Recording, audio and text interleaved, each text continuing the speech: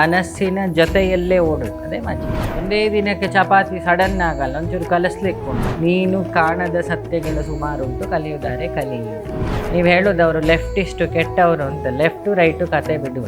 So ಎಲ್ಲ ಪೂಜಾ ಪದ್ಧತಿಗಳಲ್ಲೂ common factor ಒಂದೇ, ಒಳಗಿರೋ ಬೆಳಕು.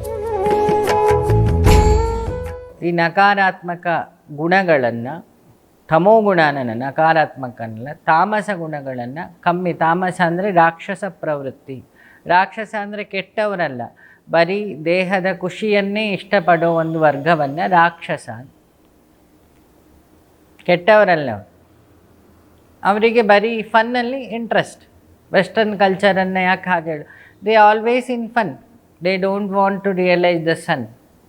ಎರಡೂ ಸನ್ನನ್ನು ಅವರು ರಿಯಲೈಸ್ ಮಾಡೋದಿಲ್ಲ. ಮೇಲಿದ್ದವನು ಬೇಡ, ಅವರ ಮಕ್ಕಳ ಬಗ್ಗೆ ಅವರಿಗೆ ಚಿಂತೆ ಇರೋದಿಲ್ಲ. ಇವತ್ತು ಖುಷೀಲಿರಬೇಕು. ಆ ಖುಷೀಲಿರೋಕ್ಕೆ ಏನೆಲ್ಲ ತಯಾರಿ ಆಗಬೇಕು? ಪಾರ್ಟಿ ಆಗಬೇಕಾ? ಕರಿ ಫ್ರೆಂಡ್ಸನ್ನು. ಗರ್ಲ್ ಫ್ರೆಂಡ್ ಜೊತೆಗೆ ಸುತ್ತಬೇಕಾ? ಕರಿ, ಹಾಡಿ ಫೋನು. ಸೊ ಈ ಪ್ರೊಸೆಸ್ಸಲ್ಲಿ ಮನಸ್ಸು ನಿರಂತರ ಎಂಜಾಯ್ ಮಾಡ್ತಿರುತ್ತೆ. ಒಳ್ಳೆ ಬಟ್ಟೆ ಹಾಕ್ಕೊಳ್ತಾರೆ, ಸೆಂಟ್ ಹೊಡಿತಾರೆ, ಬೆವರು ಬರದ ಹಾಗೆ ತಮ್ಮನ್ನು ತಾವು ನೋಡಿಕೊಳ್ತಾರೆ, ಸುಕ್ಕಾಗದ ಹಾಗೆ ಮುಖವನ್ನು ಪ್ರೊಟೆಕ್ಟ್ ಮಾಡ್ಕೊಳ್ತಾರೆ. ಕಾರಣ ಏನು? ಅದಕ್ಕೆ ಬೇಸಿಕ್ ತಯಾರಿಯಲ್ಲೇ ಇರ್ತಾರೆ. ಸ್ವಲ್ಪ ದುಡ್ಡು ಒಟ್ಟು ಹಾಕ್ಕೊಳ್ತಾರೆ, ಅದನ್ನು ಹೋಗಿ ಮಜಾ ಮಾಡ್ತಾರೆ. ಮನಸ್ಸಿನ ಮಜಾ ನೋಡಿ, ಅದರ ಅರ್ಥ ಉಂಟು. ಮನಸ್ಸು ಮನಸ್ಸಿನ ಜೊತೆಯಲ್ಲೇ ಓಡುತ್ತೆ, ಅದೇ ಮಜಾ.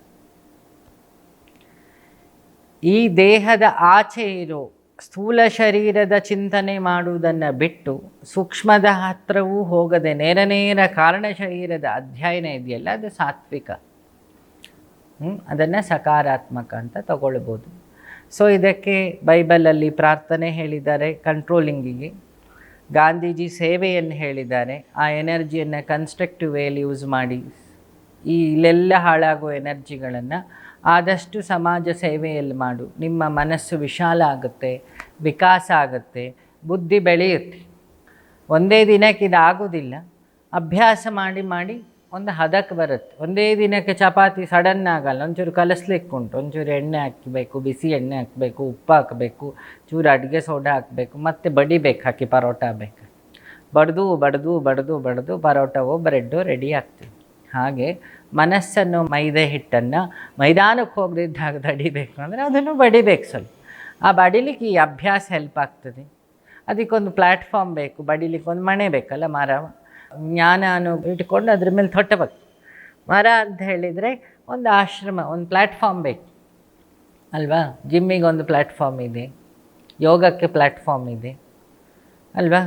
ಭೋಗಕ್ಕೂ ಪ್ಲ್ಯಾಟ್ಫಾರ್ಮ್ ಇದೆ, ಪೆಗ್ಗಾಕ್ಲಿಕ್ಕೂ ಪ್ಲ್ಯಾಟ್ಫಾರ್ಮ್ ಇದೆ. ಸರಿ, ಧ್ಯಾನಕ್ಕೊಂದು ಪ್ಲ್ಯಾಟ್ಫಾರ್ಮ್ ಬೇಕು, ಒಂದು ವಾತಾವರಣ. ಅದನ್ನು ಆಶ್ರಮ, ಆನಂದವಾಗಿ ಶ್ರಮ ಪಡು. ಅದಕ್ಕೊಂದು ಪ್ಲ್ಯಾಟ್ಫಾರ್ಮ್ ಬೇಕು. ಅದರ ಅಧ್ಯಯನ ಹಿಂದೆ ಎಲ್ಲ ರಾಜರು ಮಾಡ್ತಾಯಿದ್ರು, ವೇದ ಪಾಠಶಾಲೆ ಇಡ್ತಿದ್ರು. ಯೋಗ ಕಲೀಲಿಕ್ಕೆ ನಳಂದಾನು ಯೂನಿವರ್ಸಿಟಿಯೇ ರೆಡಿಯಾಗಿದ್ದಲ್ಲಿ ವಿದ್ಯೆ. ನೀನು ಕಾಣದ ಸತ್ಯಗಳು ಸುಮಾರುಂಟು, ಕಲಿಯುವುದಾರೆ ಕಲಿಯುವೆ. ಇದಿಷ್ಟು ವಿಚಾರ. ಹಾಗಾಗಿ ಬೈಬಲಲ್ಲಿ ಪ್ರಾರ್ಥನೆ, ಕುರಾನಲ್ಲಿ ಪ್ರಾರ್ಥನೆ 5 ಹೊತ್ತು. ಕಮ್ಯುನಿಸ್ಟೇ ತಗೊಂಡ್ರೆ ಸಹಬಾಳ್ವೆ. ನನ್ನ ಹಾಗೆ ಇನ್ನೊಬ್ಬ ಅಂದಾಗ ನಕಾರಾತ್ಮಕ ಅಲ್ಲದು, ಸಕಾರಾತ್ಮಕ. ಅಹಿಂಸಾ ತತ್ವ ಬಂತಲ್ಲ. ಲೆನಿನ್ ಏನು ಕೆಟ್ಟವನೇನಲ್ಲ. ನೀವು ಹೇಳೋದವರು ಲೆಫ್ಟಿಸ್ಟು ಕೆಟ್ಟವರು ಅಂತ, ಲೆಫ್ಟು ರೈಟು ಕತೆ ಬಿಡುವ. ಲೆಫ್ಟಿಸ್ಟು ಇಲ್ಲ, ರೈಟಿಸ್ಟು ಇಲ್ಲ, ಎಲ್ಲ ಒದ್ದಾಡ್ತಿರೋದು ಒಂದೇ ಸತ್ಯ ತಿಳ್ಕೊಳ್ಳೋಕ್ಕೆ. ಒಂದಿಷ್ಟು ಲೆಫ್ಟಿಸ್ಟ್ಗಳು ಸಮಾನತೆ ಕೆಟ್ಟವರು ಅಂತ ನನಗೆ ಅನ್ನಿಸ್ಲಿಲ್ಲ. ಅವರು ಪ್ರಪಂಚದಲ್ಲಿರೋ ಡೊಂಕನ್ನು ತೋರಿಸೋರೊಬ್ಬರು ಬೇಕಲ್ಲ, ಪ್ರಶ್ನೆ ಹಾಕೋರೊಬ್ಬರು ಬೇಕು. ಅವನು ಪ್ರಶ್ನೆ ಹಾಕೋ ವರ್ಗ. ಆ ಪ್ರಶ್ನೆ ಹಾಕೋ ವರ್ಗದಲ್ಲಿ ಇರುವುದಕ್ಕೆ ಒಂದಿಷ್ಟು ಪ್ಲ್ಯಾಟ್ಫಾರ್ಮನ್ನು ನೆಟ್ಟು ಕೆಲಸ ಮಾಡ್ತಿದ್ದಾರೆ. ಯಾರೋ ಹೇಳಿ, ನಿಮಗೆ ಲೆಫ್ಟಿಸ್ಟ್ಗಳ ಮೇಲೆ ಸಿಟ್ಟು ಬರಲ್ಲ. ನನಗೆ ಲೆಫ್ಟು ರೈಟೆಲ್ಲ ಕಾಣೋದಿಲ್ಲ, ನನಗೆ ಒಂದೇ ಇರುವುದು. ಏನು? ಮನುಷ್ಯತ್ವಕ್ಕೆ ಹೋಗೋಲಿಕ್ಕೆ ಹಲವಾರು ದಾರಿ. ಲೆನಿನ್ ಮಾಡಿದ್ದು ದೊಡ್ಡ ಸಾಧನೆ. ಅವನು ಲೆಫ್ಟಿಸ್ಟ್ ಅಲ್ಲ. ದೇವರಿಲ್ಲ ಅಂತ ಅವನು ಹೇಳಿರ್ಬೋದು, ಆದರೆ ಜೀವನ ಇಲ್ಲ ಅಂತ ಅವನು ಹೇಳಲಿಲ್ಲ. ಸಮಾನತೆ ಇಲ್ಲ ಅಂತ ಲೆನಿನ್ ಹೇಳಲಿಲ್ಲ.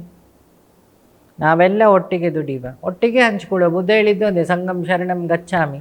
ನೋಡಿ, ಬೌದ್ಧ ಧರ್ಮದಲ್ಲಿ ಒಬ್ಬನಿಗೆ ಭಿಕ್ಷೆ ಸಿಕ್ಕಿ ಇನ್ನು 10 ಜನಕ್ಕೆ ಭಿಕ್ಷೆ ಇಲ್ಲ ಅಂದರೆ ಅದನ್ನು ಹಂಚಿ ತಿನ್ನಬೇಕು ಅನ್ನೋದು.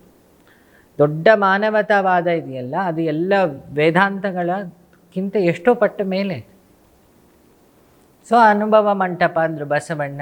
ಇಷ್ಟಲಿಂಗ ಪೂಜೆಯನ್ನು ಹೇಳಿದ. ಇಷ್ಟಲಿಂಗ ಪೂಜೆ ಮಾಡೋದ್ರಿಂದ ದೇಹದೊಳಗಿನ ಆಜ್ಞಾಚಕ್ರ ಆ್ಯಕ್ಟಿವೇಟ್ ಆಗ್ತದೆ, ಕುಂಡಲಿನಿ ಆ್ಯಕ್ಟಿವೇಟ್ ಆಗ್ತದೆ. ಅವನಿಗೆ ಓಂಕಾರ ಉಪಾಸನೆ ಮಾಡಿದರೆ ಏನು ಸಿಗುತ್ತೋ ಅದು ಸಿಗುತ್ತೆ, ಸ್ವಲ್ಪ ಡೈಲ್ಯೂಟ್ ಫಾರ್ಮ್ ಅಷ್ಟೆ. ಸೊ ಎಲ್ಲ ಪೂಜಾ ಪದ್ಧತಿಗಳಲ್ಲೂ ಕಾಮನ್ ಫ್ಯಾಕ್ಟ್ರು ಒಂದೇ, ಒಳಗಿರೋ ಬೆಳಕು. ಒಳಗೆ ಇರೋ ಬೆಳಕನ್ನು ತನ್ನ ಹೊರ ಶರೀರ ಮತ್ತು ಸೂಕ್ಷ್ಮ ಶರೀರದ ಮೂಲಕ ತಿಳಿಯೋದು. ಯಾವುದು ಬೆಳಕು?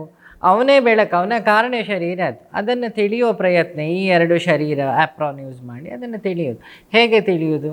ಉಸಿರಿನ ಮೂಲಕ ತಿಳಿಯೋದು, ಸೇವೆಯ ಮೂಲಕ ತಿಳಿಯೋದು. ಸೇವೆಯ ಮೂಲಕ ತಿಳಿದ್ರೆ ಲೆನಿನ್, ಉಸಿರಿನ ಮೂಲಕ ತಿಳಿದ್ರೆ ಬುದ್ಧ. ಪೂಜೆ ಪುನಸ್ಕಾರ ಯಜ್ಞ ಯಾಗಾದಿಗಳ ಮೂಲಕ ತಿಳಿದ್ರೆ ಸಪ್ತ ಋಷಿಗಳ ಟೀಮ್. ಅಗ್ನಿಯಿಂದ ಹೋಗುವುದನ್ನು ಅವರೊಂದು ಮಾರ್ಗ ಹೇಳಿಕೊಟ್ರು. ಚಿಂತನೆಗಳ ಮೂಲಕ ತಿಳ್ಕೊಳ್ಳೋದು ಅಂದರೆ ಅನುಭವ ಮಂಟಪ ಬಸವಣ್ಣ. ಭಕ್ತಿಯನ್ನು ಉಪಾಸನೆ ಮೂಲಕ ತಿಳ್ಕೊಂಡ್ರೆ ಅದು ಮೀರನ ದಾರಿ. ಯಾವ ದಾರಿಯೂ ಮೇಲೂ ಕೀಳಿಲ್ಲ ಅಲ್ವಾ? ಸ್ವಾಭಿಮಾನದಿಂದ ತಿಳಿತೀನಿ ಅಂದರೆ ಅಂಬೇಡ್ಕರ್. ನಾನು ಹೇಳಿದ್ನಲ್ಲ, ನನಗೆ ಎಲ್ಲರೂ ಅಂಬೇಡ್ಕರ್ ಆಗಲಿ, ಶಂಕರಾಚಾರ್ಯರಾಗಲಿ, ಬಸವಣ್ಣ ಆಗಲಿ, ರಾಮಾನುಜರಾಗಲಿ, ಮಧ್ವರಾಗಲಿ, ಬುದ್ಧ ಆಗಲಿ, ತ್ಯಾಗದ ಮೂಲಕ ತಿಳಿದ್ರೆ ಅದು ಮಹಾವೀರನ ದಾರಿ. ಇವರೆಲ್ಲರೂ, ಶಿವಾಜಿ ಆಗಲಿ ಶೌರ್ಯದ ಮೂಲಕ ಅದನ್ನು ತಿಳಿದ. ಪೈಗಂಬರಾಗಲಿ. ನನ್ನ ಅನುಭವದಲ್ಲಿ ನನಗೇನು ಮಹಾ ವ್ಯತ್ಯಾಸ ಕಾಣಲಿಲ್ಲ. ನಮ್ಮ ಕಣ್ಣಲ್ಲೊಂದು ರೋಗ ಉಂಟು, ಅವನು ಸರಿ ಇಲ್ಲ ಅಂತ. ಆ ರೋಗದಿಂದ ನಿಮಗೆ ಯಾರೂ ಸರಿ ಇಲ್ಲ ಕಾಣೋದು. ಸ್ವಯಂ ಅವ ಸರಿ ಇಲ್ಲದ್ರಿಂದ ಅವನಿಗೆ ಊರವರೆಲ್ಲ, ಕುರುಡನಿಗೆ ಹೋಗಿ ಪಿಕ್ಚರ್ 3D ತೋರಿಸಿದ್ರೆ ಏನು ಹೇಳ್ತಾನೆ? ಪಿಕ್ಚರ್ ಸರಿ ಇಲ್ಲ, ಬ್ಲರ್ ಬ್ಲರ್ ಬ್ಲರ್ ಬ್ಲರ್ ಕಾಣ್ತಿತ್ತು ಅಂತ. ಪೂರ್ತಿ ಕಣ್ಣು ಹೊಟ್ಟಾರಿರಬಾರ್ದು, ಅವನಿಗೆ ಚೂರು ಕಾಣುತ್ತಾ ಇರಬೇಕು. ದೋಷ ಪಿಕ್ಚರಲ್ಲ, ಥಿಯೇಟ್ರ್ ಚೆನ್ನಾಗೇ ಇತ್ತು, ಇವನಿಗೆ ಕಣ್ಣು ಕಾಣ್ತಿಲ್ಲ. ಅದು ಅವನು ಒಪ್ಪಿಕೊಳ್ಬೇಕು, ನಂಗೆ ಕಣ್ಣು ಸರಿ ಇಲ್ಲ ಅಂತ. ಚಿಂತನೆಯ ಕಣ್ಣು ಸರಿ ಇರಬೇಕು, ಹೊರಗಿನ ಕಣ್ಣು ಸರಿ ಇರಬೇಕು. ಒಳಗಿನ ಕಣ್ಣು ಸರಿ ಇದ್ದವನು ಒಬ್ಬ ಚಿಂತನಾಶೀಲ ಆಗ್ತಾನೆ. ಅವನಿಗೆ ಇಡೀ ಜಗತ್ತು ಪ್ರೀತಿಯ ಮನೆಯ ಥರ ಕಾಣುತ್ತೆ. ಅವನ ಮನೆಯೊಳಗೆ ಅವನೇ ಬೇರೆ ಬೇರೆ ರೂಪದಲ್ಲಿ ಇದ್ದಾನೆ. ಇದು ನಾನು ಕಂಡುಕೊಂಡ ನನ್ನ ಅನುಭವದ ಸತ್ಯ. ಹಾಗಾಗಿ ನಾವಿವತ್ತು ಯಾರ ಹೆಸರು ಕೇಳುವುದಿಲ್ಲ, ಯಾವ ಜಾತಿ, ಯಾವ ಧರ್ಮ, ನಾಟ್ ನೀಡೆಡ್.